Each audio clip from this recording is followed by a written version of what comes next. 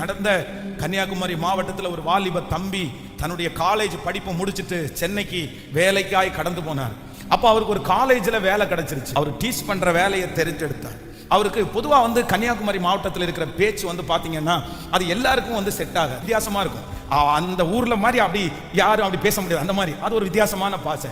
ஆனா இவர் சென்னை பாஷையெல்லாம் ரொம்ப வித்தியாசம், கோயம்புத்தூரும் வித்தியாசம். இவருக்கு வேலை கிடைச்ச உடனே வாலிப பையன் ஸ்ட்ரெயிட்டா போய் எல்லாருக்கும் டீச் பண்ணும்போது இவருக்கு இந்த லாங்குவேஜை இவரால் மாற்றவே முடியல. ஏன்னா சின்ன வயசுல இருந்தே கன்னியாகுமரியில் பழகுறதுனால இவருக்கு என்ன சொன்னாலும் என்ன வரும்னா அந்த ஊர் பாஷை வந்துடும்.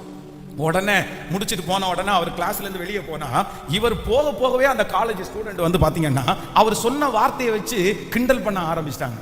அந்த வார்த்தையை பிடிச்சிக்கிட்டு அந்த வார்த்தை படி ஆமா அப்படி சொன்னார்ல அப்படின்னு சொல்லி இவருக்கு அதை தாங்கவே முடியல. அதனால இவர் அந்த டீச் பண்ணணும்னு நினைக்கிறாரு, பாஷையை மாத்தணும்னு நினைக்கிறாரு, முடியல.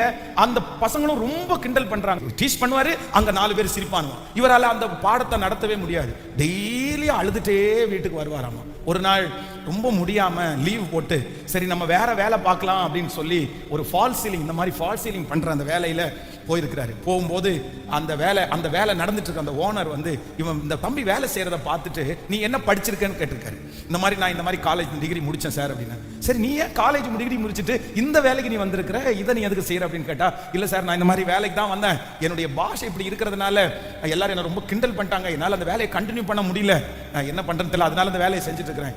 இவனுடைய வேலையினுடைய அந்த சின்சியாரிட்டியை பார்த்து அவர் சொன்னாராமா, எனக்கு அடுத்து ஒரு ஆபீஸ் ரூம் போடுறேன், ஃபுல் ஃபால் சீலிங் ஒர்க்கும் உங்க ஓனருக்கு கொடுக்கல, உனக்கு நான் கொடுக்குறேன், நீ செய்றியான்னு கேட்டிருக்காங்க. சரி நீங்க எதுக்கு என் ஓனர்கிட்ட ஒரு வார்த்தை பேசுவேன்னு சொல்லி பேசி 1 லட்சம் ரூபாய் பணத்தை முன்பணமா கொடுத்து நீ மெட்டீரியல் வாங்கி நீ செய் அப்படின்னு கொடுத்துட்டாரு. அந்த காரியத்தை அந்த கடை அந்த ஷோரூம் அந்த பையன் ரொம்ப அழகா பண்ணி முடிச்சிட்டான். முடிச்ச உடனே பாத்தீங்கன்னா அவர் மிகப்பெரிய மனுஷன். மொத்த ப்ராஜெக்டையும் இந்த பையனுடைய கையில ஆரம்பிச்சு கொடுத்துட்டாரு.